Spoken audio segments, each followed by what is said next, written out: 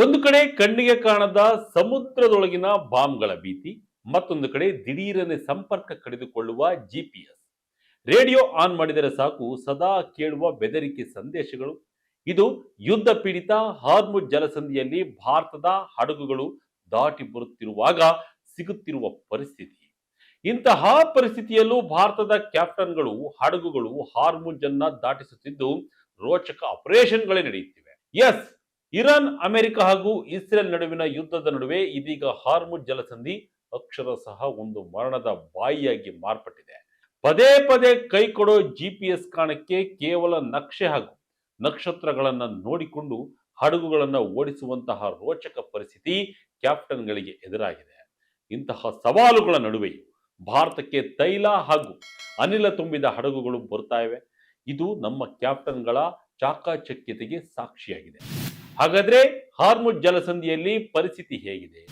ಭಾರತದ ನಾವಿಕರು ಈ ಕಂಟಕವನ್ನ ದಾಟುತ್ತಿರುವುದು ಹೇಗೆ? ಭಾರತೀಯ ನೌಕಾಪಡೆಯ ಆಪರೇಷನ್ ಹೇಗಿದೆ?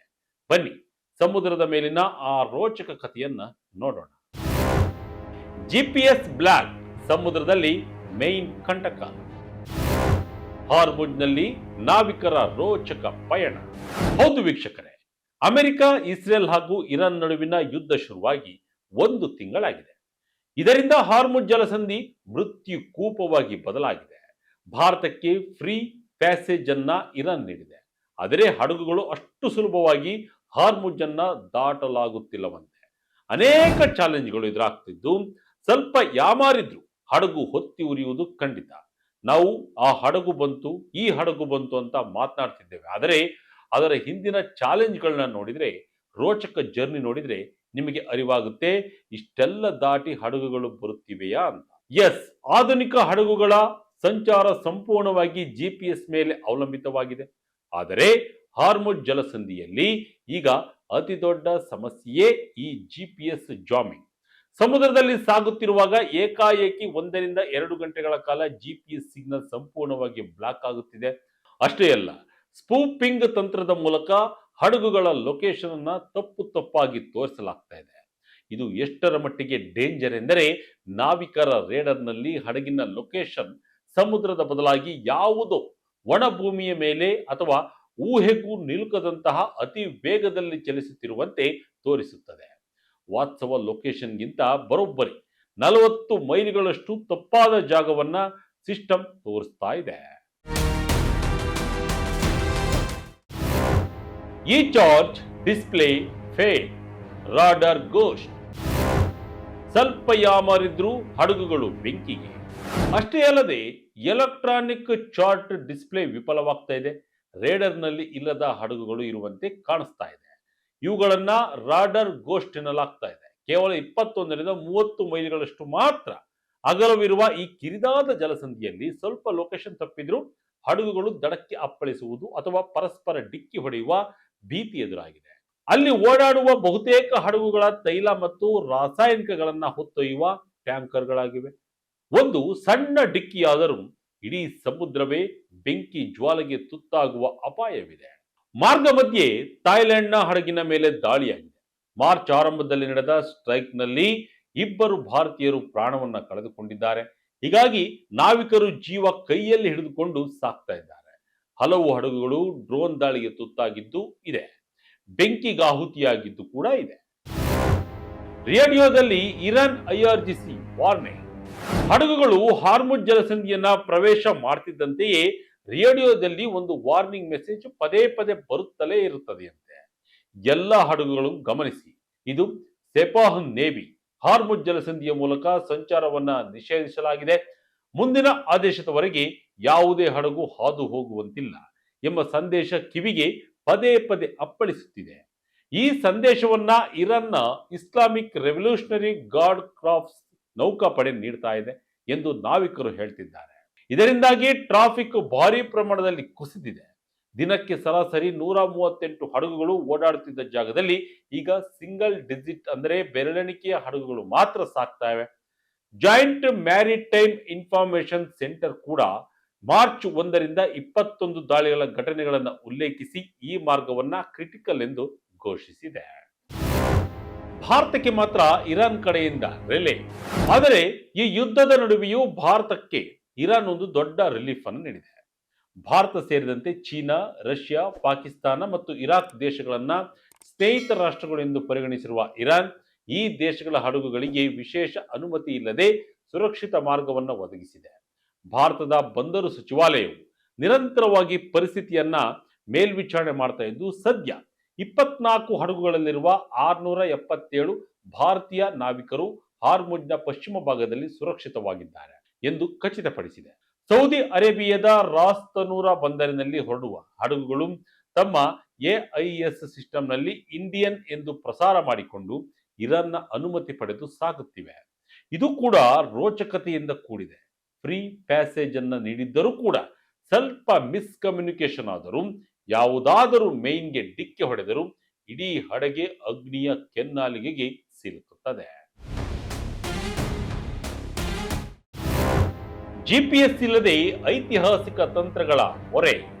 ಇನ್ನು ಬರೋಬ್ಬರಿ 28 ವರ್ಷಗಳ ಅನುಭವ ಹೊಂದಿರುವ ಪ್ರಸ್ತುತ ಕೆಮಿಕಲ್ ಟ್ಯಾಂಕರ್ ಒಂದನ್ನು ಮುನ್ನಡೆಸುತ್ತಿರುವ ಭಾರತೀಯ ಕ್ಯಾಪ್ಟನ್ ಮನೀಶ್ ಕುಮಾರ್ ರವರು ಹೇಳುವಂತೆ ಇಂತಹ ಪರಿಸ್ಥಿತಿ ಹಿಂದೆಂದೂ ಎದುರಾಗಿರಲಿಲ್ಲ. ಕಡಲ್ಗಳ್ಳರ ಕಾಟ ನೋಡಿದ್ದೇವೆ, ಆದರೆ ಜಿಪಿಎಸ್ ಇಲ್ಲದೆ ಸಮುದ್ರದಲ್ಲಿ ಮೈನ್ಸ್ ಬಾಂಬ್ಗಳ ಭೀತಿಯಲ್ಲಿ ನ್ಯಾವಿಗೇಟ್ ಮಾಡುವುದು ಅತ್ಯಂತ ಸವಾಲಿನ ಕೆಲಸ ಎನ್ನುತ್ತಾರೆ. ಯಾವಾಗ ಜಿಪಿಎಸ್ ಕೈ ಕೊಡುತ್ತದೆಯೋ ಆಗ ಭಾರತೀಯ ನಾವಿಕರು ನೂರಾರು ವರ್ಷಗಳ ಹಿಂದಿನ ಮ್ಯಾನ್ಯುಯಲ್ ಅಂದರೆ ಸಾಂಪ್ರದಾಯಿಕ ನ್ಯಾವಿಗೇಷನ್ ತಂತ್ರಗಳ ಮೊರೆ ಹೋಗ್ತಿದ್ದಾರೆ. ಈಗ ಹಡಗುಗಳಲ್ಲಿ ಕೇವಲ ಹಗಲಿನಲ್ಲಿ ಮಾತ್ರ ಪ್ರಯಾಣ ಮಾಡಲಾಗ್ತಿದೆ.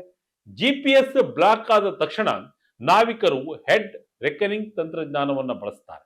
ಅಂದರೆ ಜಿಪಿಎಸ್ ಕಟ್ ಆಗುವ ತನಕ ಮುನ್ನ ಇದ್ದ ಕೊನೆಯ ಲೊಕೇಶನ್ ಅನ್ನ ಆಧಾರವಾಗಿಟ್ಟುಕೊಂಡು ಹಡಗಿನ ವೇಗ ಮತ್ತು ದಿಕ್ಸೂಚಿಯನ್ನ ಲೆಕ್ಕಾಚಾರ ಮಾಡಿ ಮುಂದಕ್ಕೆ ಸಾಕ್ತಾರೆ. ಪ್ರತಿ 15 ರಿಂದ 30 ನಿಮಿಷಕ್ಕೊಮ್ಮೆ ಮ್ಯಾನ್ಯುಯಲ್ ಆಗಿ ಅಪ್ಡೇಟ್ ಮಾಡಬೇಕಾಗುತ್ತದೆ. ಪೇಪರ್ ಚಾರ್ಟ್ ನಕ್ಷತ್ರಗಳೇ ಕ್ಯಾಪ್ಟನ್ಗಳಿಗೆ ದಾರಿ. ಕಂಪ್ಯೂಟರ್ ಪರದೆ ಬಿಟ್ಟು ಹಳೆಯ ಕಾಲದ ಪೇಪರ್ ಚಾರ್ಟ್ಗಳನ್ನ ಬಿಡಿಸಿಟ್ಟುಕೊಂಡು ದಾರಿ ಹುಡುಕ್ತಾ ಇದ್ದಾರೆ. ದ್ವೀಪಗಳು ಲೈಟ್ ಹೌಸ್ಗಳನ್ನ ಕಣ್ಣಾರೆ ನೋಡಿ ದಿಕ್ಕನ್ನ ಗುರುತಿಸುತ್ತಿದ್ದಾರೆ. ರೇಡರ್ ಅನ್ನ ಹೆಡ್ ಅಪ್ ಮೋಡ್ ನಲ್ಲಿಟ್ಟುಕೊಂಡು ಗುದ್ದಾಟ ತಪ್ಪಿಸಿಕೊಳ್ತಾ ಇದ್ದಾರೆ. ಅಷ್ಟೇ ಅಲ್ಲ, ರಾತ್ರಿ ವೇಳೆ ಸಿಕ್ಕಿ ಹಾಕಿಕೊಂಡರೆ ಸೆಕ್ಸ್ಟಾಂಟ್ ಎಂಬ ಉಪಕರಣವನ್ನ ಬಳಸಲಾಗುತ್ತಿದೆ. ಇದು ಆಕಾಶದಲ್ಲಿನ ಸೂರ್ಯ, ಚಂದ್ರ ಮತ್ತು ನಕ್ಷತ್ರಗಳ ಸ್ಥಾನವನ್ನ ಅಳೆದು ಹಡಗು ಯಾವ ಜಾಗದಲ್ಲಿದೆ ಎಂದು ಲೆಕ್ಕಾಚಾರ ಹಾಕುವ ಪ್ರಾಚೀನ ಸೆಲೆಸ್ಟಿಯಲ್ ನ್ಯಾವಿಗೇಷನ್ ತಂತ್ರ ಆಗಿದ್ದು ಇದನ್ನು ಕೂಡ ವಾಪಸ್ ಬಳಸಲಾಗುತ್ತಿದೆಯಂತೆ. ಸಮುದ್ರದೊಳಗಿನ ಬಾಂಬ್ಗಳಿಂದ ತಪ್ಪಿಸಿಕೊಳ್ಳಲು ನಕ್ಷೆಯಲ್ಲಿ ಬಾಣದ ಗುರುತುಗಳಿರುವ ನಿರ್ದಿಷ್ಟ ಸುರಕ್ಷಿತ ಕಾರಿಡಾರ್ಗಳ ಮೂಲಕವೇ ಹಡಗುಗಳನ್ನು ಬಹಳ ಎಚ್ಚರಿಕೆಯಿಂದ ಮುನ್ನಡೆಸಲಾಗ್ತಿದೆ. ಭಾರತದಿಂದ ಆಪರೇಷನ್ ಊರ್ಜಾ ಸುರಕ್ಷಾ. ಭಾರತೀಯ ನೌಕಾಪಡೆಯ ಭರ್ಜರಿ ಎಂಟ್ರಿ. ಇನ್ನು ತಮ್ಮ ನಾವಿಕರು ತಮ್ಮ ದೇಶಕ್ಕೆ ಬರಬೇಕಾದ ತೈಲ ಸಂಪನ್ಮೂಲ ಸಂಕಷ್ಟದಲ್ಲಿರುವಾಗ ಭಾರತ ಸುಮ್ಮನೆ ಕೂರುತ್ತದೆಯೇ? ಖಂಡಿತ ಇಲ್ಲ. ಇರಾನ್ನಿಂದ ರಾಜತಾಂತ್ರಿಕ ವಿನಾಯಿತಿ ಸಿಕ್ಕಿದ್ದರೂ ಹಾರ್ಮುಜ್ ಜಲಸಂಧಿಯಲ್ಲಿ ಭಾರತೀಯ ಹಡಗುಗಳ ರಕ್ಷಣೆಗೆ ಭಾರತೀಯ ನೌಕಾಪಡೆ ನೇರವಾಗಿ ಅಖಾಡಕ್ಕಿಳಿದಿದೆ. ಇದಕ್ಕಾಗಿ ಆಪರೇಷನ್ ಊರ್ಜಾ ಸುರಕ್ಷೆ ಎಂಬ ಕಾರ್ಯಾಚರಣೆಯನ್ನ ಅತ್ಯಂತ ಗುಪ್ತವಾಗಿ ಮತ್ತು ನಿಖರವಾಗಿ ನಡೆಸಲಾಗುತ್ತಿದೆ. ಡೇಂಜರಸ್ ಝೋನ್ ನಲ್ಲಿ ಭಾರತೀಯ ನೌಕಾಪಡೆಯು 5 ಯುದ್ಧ ನೌಕೆಗಳು ಹಗಲಿರುಳು ಕಾವಲು ಕಾಯ್ತವೆ. ಕೇವಲ ಕಾವಲು ಕಾಯುವುದು ಮಾತ್ರವಲ್ಲ, ಸಮುದ್ರದೊಳಗಿನ ಅಪಾಯಗಳನ್ನ ಮ್ಯಾಪಿಂಗ್ ಮಾಡಿ ಜಿಪಿಎಸ್ ಇಲ್ಲದ ಹಡಗುಗಳಿಗೆ ರೇಡಿಯೋ ಮೂಲಕ ಸರಿಯಾದ ದಾರಿ ತೋರಿಸುವ ಕೆಲಸವನ್ನ ನಮ್ಮ ನೌಕಾಪಡೆ ಮಾಡ್ತಾ ಇದೆ. ಭಾರತಕ್ಕೆ ಎಲ್ಎನ್ಜಿ, ಎಲ್ಪಿಜಿ ಮತ್ತು ಕಚ್ಚಾ ತೈಲವನ್ನ ತರುತ್ತಿರುವ ಹಡಗುಗಳನ್ನು ಗುರುತಿಸಿ ಅವಕ್ಕೆ ಭದ್ರತೆ ನೀಡಿ ಅರೇಬಿಯನ್ ಸಮುದ್ರದವರೆಗೆ ಎಸ್ಕಟ್ ಮಾಡಲಾಗುತ್ತಿದೆ. ಇತ್ತೀಚೆಗಷ್ಟೇ ಸುಮಾರು 92,000 ಟನ್ ಅಡುಗೆ ಅನಿಲವನ್ನ ಹೊತ್ತು ತರುತ್ತಿದ್ದ ಎಲ್ಪಿಜಿ ಕ್ಯಾರಿಯರ್ಗಳಾದ ಫೈನ್ ಗ್ಯಾಸ್ ಮತ್ತು ಜಗ್ ವಸಂತ್ ಹಡಗುಗಳನ್ನ ನೌಕಾಪಡೆ ಯಶಸ್ವಿಯಾಗಿ ಎಸ್ಕಾಟ್ ಮಾಡಿ ಭಾರತದ ಬಂದರುಗಳಿಗೆ ಸುರಕ್ಷಿತವಾಗಿ ತಲುಪಿಸಿದೆ. ಇದರ ಜೊತೆಗೆ ಶಿವಾಲಿಕ್, ನಂದಾದೇವಿ ಮತ್ತು ಕಚ್ಚಾ ತೈಲ ಟ್ಯಾಂಕರ್ ಜಗ್ ಲಾಡ್ಕಿ ಹಡಗುಗಳನ್ನ ನಮ್ಮ ನೌಕಾಪಡೆ ಸೇಫ್ ಆಗಿ ಹಾರ್ಮುಜ್ ಜಲಸಂಧಿ ದಾಟಿಸಿದೆ. ಶಿಪ್ಪಿಂಗ್ ಕಂಪನಿಗಳು ಪ್ರತಿದಿನ ಕಾನ್ಫ್ಲಿಕ್ಟ್ ಇಂಟೆಲಿಜೆನ್ಸ್ ಬ್ರೀಫ್ ಮೂಲಕ ವರದಿಗಳನ್ನು ನೀಡುತ್ತಿದ್ದು ಮಿಲಿಟರಿ ಗುಪ್ತಚರ ಮಾಹಿತಿಯನ್ನು ಆಧರಿಸಿ ಹಡಗುಗಳನ್ನು ಮುನ್ನಡೆಸಲಾಗ್ತಿದೆ.